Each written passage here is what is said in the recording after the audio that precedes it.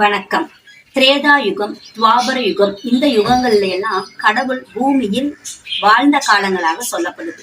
இந்த காலங்கள்ல பாத்தீங்கன்னா சூரியன், சந்திரன், குரு மட்டும்தான் இருந்தாங்க. நவகிரகங்கள் கிடையாது. அப்போ நவகிரகங்கள் அப்படிங்கிறது எப்ப படைக்கப்பட்டது அப்படின்னு பாத்தீங்கன்னா கலியுகத்தில் தான் நவகிரகங்கள் படைக்கப்பட்டன. மனிதர்கள் படைக்கப்படும் பொழுதுதான் நவகிரகங்களும் படைக்கப்பட்டன.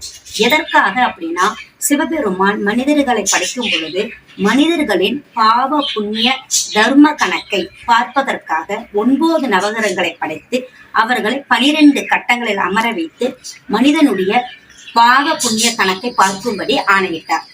அவர்களுக்கு அதிதேவதையாக சில தெய்வங்களையும் வைத்தலை வணங்கினாலே நவகிரகத்தினால் வரக்கூடிய எண்ணற்ற பிரச்சனைகள் தீரும் அப்படிங்கிறதுக்காகத்தான் அந்த அதிதேவதைகள் அப்படிங்கிறவங்கள சிவபெருமானால் படைக்கப்பட்டதுங்க. இப்ப பாத்தீங்கன்னா செவ்வாய் வீடு அப்படிங்கிறது, அதாவது மேஷம் அப்படிங்கிறது தான் முதல் வீடாகவும் 12ஆம் வீடாக மீனம் அப்படிங்கிறத வச்சாங்க. இப்போ இந்த வீட்டுல பாத்தீங்கன்னா மேசம் என்பது லக்னம் அப்படின்னாலும் அந்த 12ஆம் பாவம் அப்படிங்கிறது தான் லக்ன புள்ளி தொடங்கும் இடம் அப்படின்னு சொல்லப்படுது. என்ன அர்த்தம் அப்படின்னு பாத்தீங்கன்னா, அதாவது ஒரு உருவாக்கப்படக்கூடிய இடத்தை நம்ம ஆத்மா அப்படின்னு சொல்லுவோம். அப்போ மேஷத்திற்கு 12ஆம் பாவமாக இருக்கக்கூடிய மீனம் தான் ஆத்மஸ்தானம். அதற்கு அடுத்தது மேஷம், இது உடல் அப்படின்னு சொல்லப்படுதுங்க. அதே போல ரிஷபம் அப்படிங்கிற வீடுதான் மனம் அப்படின்னு சொல்லப்பட்டது.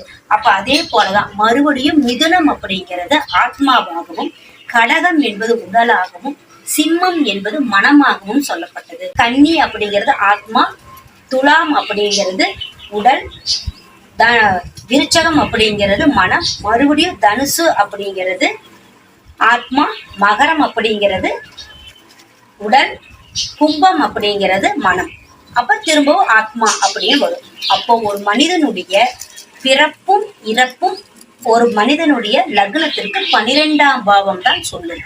அப்போ ஒவ்வொரு மனிதனுக்கும் அந்த காலபுருஷ தத்துவப்படியும் சரி, ஒவ்வொரு லக்னத்தின் படியும் சரி 12ஆம் வீடு அப்படிங்கிறது மோட்சஸ்தானம், ஆத்மஸ்தானமாக வைக்கப்பட்டது.